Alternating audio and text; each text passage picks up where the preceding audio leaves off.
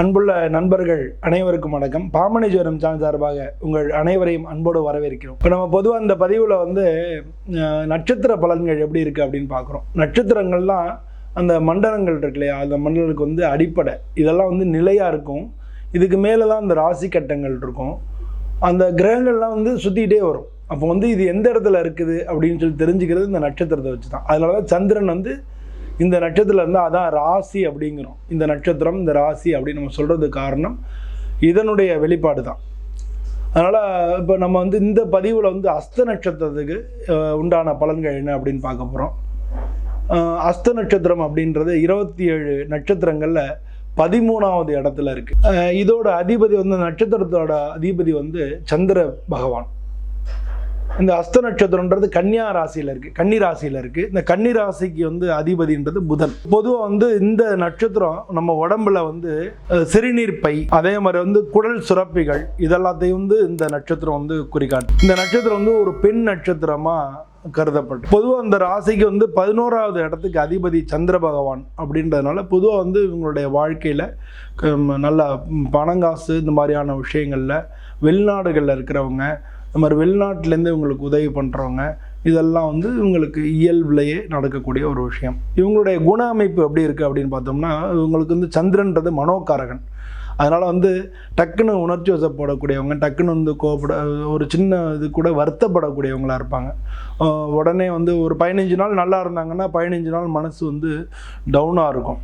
அதே மாதிரி இவங்களுடைய நட்சத்திரத்துக்கு அதிபதி சந்திரன்றதுனால பார்க்க வசீகரமாகவும் அழகாகவும் இருப்பாங்க. பொது அஸ்த நட்சத்திரங்களுக்கு நல்ல உடலமைப்பு, பார்க்க வசீகரம், அழகாக இருக்கக்கூடியவங்க, கருப்பாக இருந்தாலும் கலையாக இருப்பாங்க.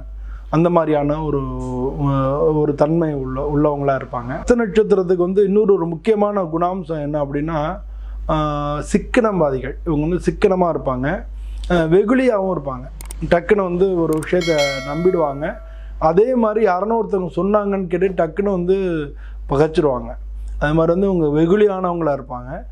எடுப்பார் கைப்பிள்ளை அப்படின்னு நம்ம சொல்லலாம். மாதிரி பண விஷயத்தில் ரொம்ப எப்போவுமே ஜாக்கிரதையாக இருப்பாங்க. இதெல்லாம் இவங்களுடைய இயல்பான குணங்களாக இருக்குது. இவங்களுடைய குடும்பம் அப்படின்னு பார்த்தோம்னா சின்ன வயசில் கொஞ்சம் கஷ்டப்படுறவங்களாக இருப்பாங்க.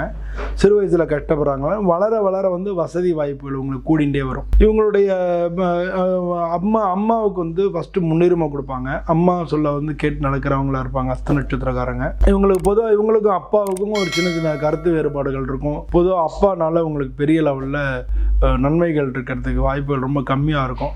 பொதுவாக இவங்களுடைய சகோதரர்கள் இவங்களுக்கு நல்ல இணக்கமாக இருப்பாங்க.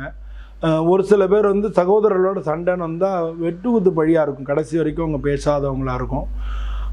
இவங்களுக்கு சகோதர ஸ்தானம் அப்படிங்கிறதுல இவங்களுக்கு அடுத்து இளைய சகோதரர்கள் நல்லா இருப்பாங்க, மூத்த சகோதரர்களும் நல்லா இருப்பாங்க. பொதுவாக இவங்களுடைய மூத்த சகோதரர்கள் பிஸ்னஸ் பண்ணுறவங்க, விவசாயம் பார்க்குறவங்க, அந்த மாதிரியான தொழிலில் இருக்கக்கூடியவங்களாக இருப்பாங்க. இவங்களுடைய அம்மாவும் ஓரளவு கொஞ்சம் வசதியான இதில் இருப்பாங்க. இவங்க அப்பா மட்டும்தான் கொஞ்சம் வசதி கொஞ்சம் கம்மியாக இருக்கும். இல்லாட்டினா வருமானத்தில் கொஞ்சம் குறைவாக இருக்கக்கூடியவங்களாக இருப்பாங்க. இதெல்லாம் ஜென்ரலாக இவங்களுடைய குணமாக இருக்குது. இவங்க பொதுவாக இவங்க பெண்களை கவரக்கூடியவங்களாக இருப்பாங்க, நல்ல இனிமையாக பேசக்கூடியவங்களாக இருப்பாங்க, நகைச்சுவை உணர்வு உள்ளவங்களாக இருப்பாங்க. எந்த ஒரு முடிவு எடுத்தாலும் மனைவியை கலந்து ஆலோசித்து அது மாதிரி முடிவெடுக்கக்கூடியவங்களாக இருப்பாங்க. அளவான குடும்பமாக இருக்கும். குழந்தைகள்லாம் அந்த அளவான குடும்பமாக இருக்கும். மற்றவங்க விஷயத்தில் தேவையில்லாமல் தலையிட மாட்டாங்க. நமக்கே வம்பு அப்படின்னு ஒதுங்கி போகிறவங்களா இருப்பாங்க. அதே நேரத்தில் உதவி செய்கிற ஆற்றலும் இருக்கும். இவங்கள்ட்ட போய் நம்ம கேட்டோம்னா இவங்களை உதவி செய்யக்கூடியவங்களாம் இருப்பாங்க. தன்னை நம்பி வந்தவங்கள காப்பாற்றக்கூடியவங்களில் அஸ்த நட்சத்திரக்காரங்க ஒருத்தவங்க. அதனால் இவங்க தன்னை நம்பி வந்தவங்களை காப்பாற்றுவாங்க. பாவ புண்ணியம்லாம் பார்த்து தான் செய்வாங்க. ஆகா இதெல்லாம் செஞ்சால் பாவம் அப்படின்ற மாதிரி அந்த மாதிரியான ஃபீலிங்லாம் இருக்கும். நல்ல உணவு பிரியர்களாக இருப்பாங்க. இவங்க தெய்வத்தை மதித்து நடக்கக்கூடியவங்களாக இருப்பாங்க. இதெல்லாம் ஜென்ரலாக இவங்களுடைய குடும்பம், அதை பற்றின விஷயங்களாக இருக்குது. தொழில்ன்றது அஸ்த நட்சத்திரக்காரங்க எடுத்த காரியங்களை முடிக்கிறதுல ரொம்ப உறுதியாக இருப்பாங்க. எப்போதும் சுறுசுறுப்பாகவும் நல்ல நகைச்சுவையும் இருப்பாங்கன்னு நான் சொல்லியிருக்கேன். நகைச்சுவை உணர்வு உள்ளவங்களாக இருப்பாங்க. அதனால் பல துறைகளில் அனுபவம் பெற்றவங்களாக இருப்பாங்க. எந்த துறையில் போனாலும் அந்த துறையில் கற்றுக்கிறது, அதை செய்கிறது, இது மாதிரியான விஷயங்களில் இவங்க ரொம்ப முன்முயற்சியாக இருப்பாங்க. பயணம் பண்ணுறதுல உங்களுக்கு ரொம்ப அலாதி பிரியமாக இருக்கும். சித்தர் வந்து அது மாதிரி வந்து அறிவியல், விஞ்ஞானம், கம்ப்யூட்டர் சயின்ஸு, அது மாதிரி வந்து மடாதிபதிகள், அது மாதிரி இதவங்களாம் வந்து இந்த நட்சத்திரத்தில் உள்ளவங்களாக இருப்பாங்க. வரலாற்று பேராசிரியர், வரலாற்றை பற்றின ஆராய்ச்சியெல்லாம் அவங்களுக்கு ரொம்ப பிடிக்கும். அது மாதிரி கல்வெட்டு ஆய்வாளர், இது மாதிரி சொல்லலாம்னு தொல்பொருள் கல்வெட்டு ஆய்வாளர், இதெல்லாம் வந்து அதெல்லாம் சாதனை செய்கிறவங்களா இருப்பாங்க. வெளியூர் பிரயாணங்கள் ரொம்ப பிடிக்குன்றதுனால இவங்க வந்து ரெப்ரசன்டேட்டிவ்ஸு, கட்டட தொழிலில் உள்ளவங்க. ஏன்னா வந்து இந்த நட்சத்திரத்துக்கு அதிபதி புதன், இந்த ராசிக்கு அதிபதி புதன், இவங்க நட்சத்திர அதிபதி சந்திரன். அதனால் வந்து இவங்க பில்டிங் சம்மந்தமான விஷயங்கள், ஏஜென்சிஸ், கமிஷன் ஏஜென்ட்ஸு, ஃபைனான்ஸ் பண்ணுறவங்க, அது மாதிரி உணவு வகைகளில் தயாரிக்கிறவங்க, அது மாதிரி வந்து விவசாயம் பண்ணுறவங்க, இதெல்லாம் வந்து இவங்க வந்து இது பண்ணுறாங்க. இவங்க பொதுவாக எந்த வேலை செஞ்சாலும் பாட்டெல்லாம் கேட்குறவங்களா இருப்பாங்க. பாட்டில் ரொம்ப பிரியம் உள்ளவங்களாக இருப்பாங்க. எந்த எதிர்ப்பையும் சமாளித்து வெற்றி அடையக்கூடியவங்களாக இருப்பாங்க. எந்த கஷ்டம் வந்தாலும் சரி, உழைப்பு அப்படின்னு வந்துட்டால் அந்த கஷ்டங்களை மறந்து அதுக்கு மீறி வந்து உழைக்கக்கூடியவங்களாக இருப்பாங்க. சில நெருக்கடி காலங்களில் வந்து பரவாயில்ல அப்படின்னு சொல்லி மற்றவங்களை பற்றி கவலைப்படாமல் முன்னேறக்கூடியவங்களாம் இவங்க இருப்பாங்க. கொள்கையில் வந்து கொள்கையில் வந்து அழுத்தமானவங்களாக இருப்பாங்க. ஆனால் வந்து அதனால வந்து என்னென்னா இவங்களுக்கு பிடிக்காத இடத்துல வேலை பார்க்க மாட்டாங்க. அதனால் வந்து அடிக்கடி இவங்க வந்து மாறுறவங்களாகவும் இருப்பாங்க. ஒரு சில பேர் பார்த்தீங்கன்னா யங் ஏஜில் அடிக்கடி தொழில் மாறுறவங்களாக அவங்க இருப்பாங்க.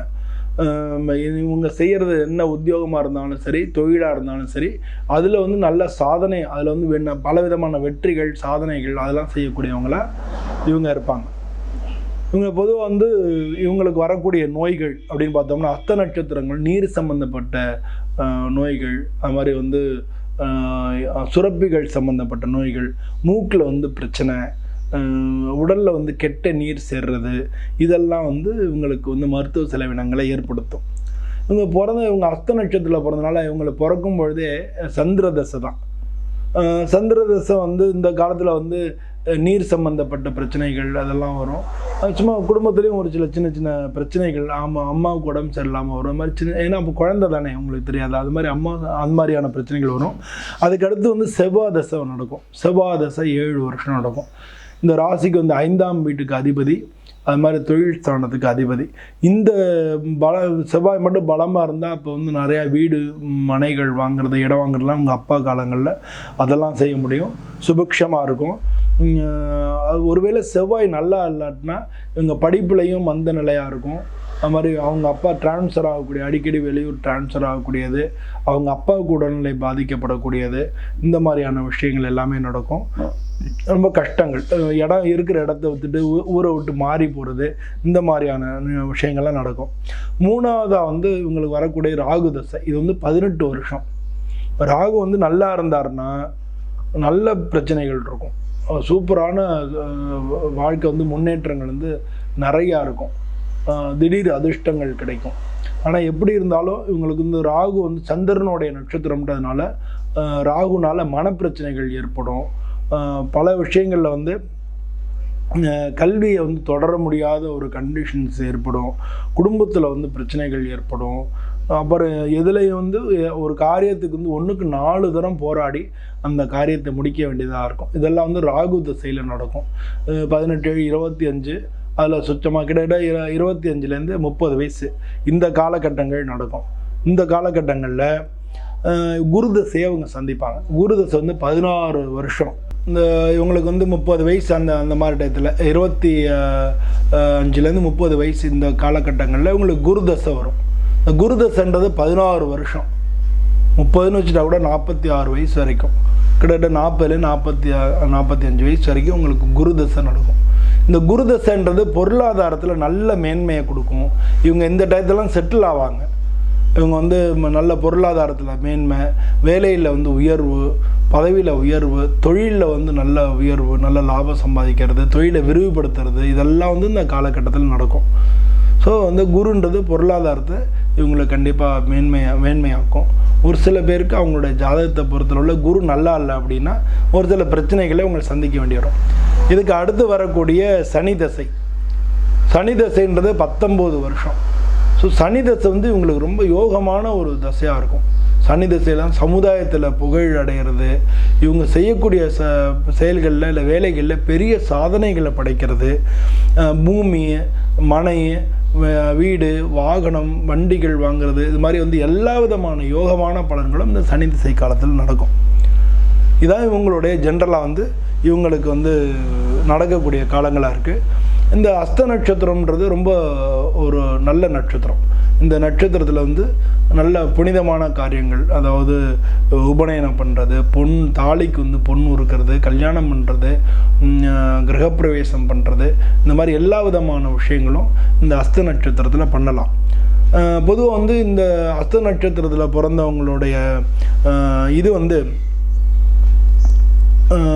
இவங்களுக்கு வந்து அஸ்த நட்சத்திரம் பிறந்தவங்களுக்கு வழிபட வேண்டிய தெய்வங்கள்னு பார்த்தோமா, கடலூர் மாவட்டம் சிதம்பரத்துக்கு வடமேற்கில் உள்ள வேதபுரீஸ்வரர், அந்த கோயிலில் போய் அந்த வேதபுரீஸ்வரர் அந்த கோயிலில் வழிபட்டாங்கன்னா இவங்களுக்கு நல்ல உயர்வுகள் கிடைக்கும்.